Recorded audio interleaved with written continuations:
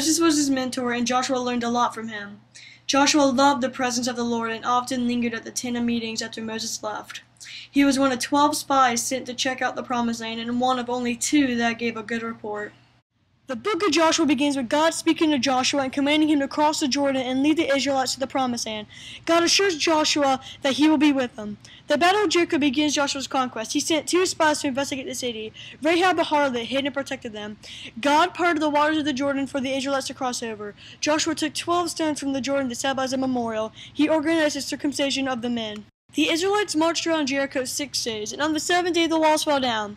The invading army spared Rahab's household. God instructed the children of Israel to plunder they can take, but Achan took an accursed item, and he coveted Joshua's next battle that took place in Ai. God allowed the men of Ai to defeat the children of Israel because of Achan's sin. When Joshua found out Achan's sin, he had Achan and his family stoned. Afterwards, the Israelites defeated Ai, and Joshua built a memorial over the king of Ai's dead body and read from the law.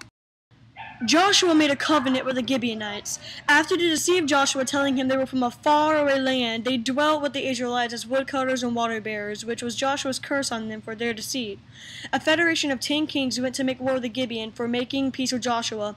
The Gibeonites called Joshua for help, and he went with his armies, and the Lord rained down large hailstones that killed the kings and their soldiers.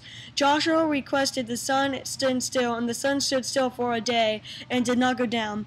5 of the kings escaped and hid in a cave. Joshua ambushed the cave, killed the kings, and hung them for all to see.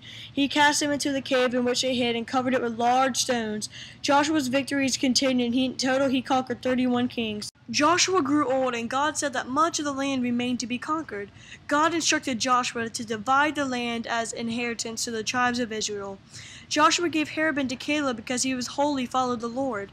Joshua set up the tabernacle in Shiloh. 7 tribes had not yet received their inheritance. God sent them to survey the land and cast lots and divide the land to them.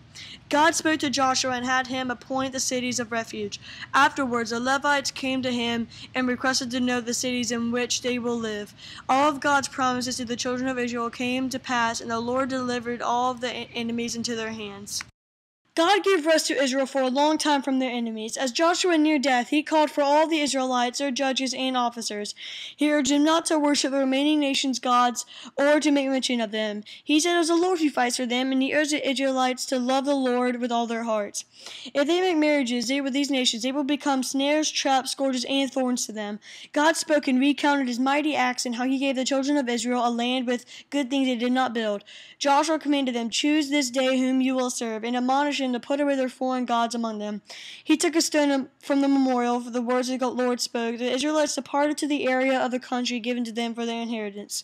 Joshua died, and the Israelites buried him. They served the Lord under his leadership and the elders who succeeded him. They brought the bones of Joseph and buried them with Aaron, son of the inherited areas.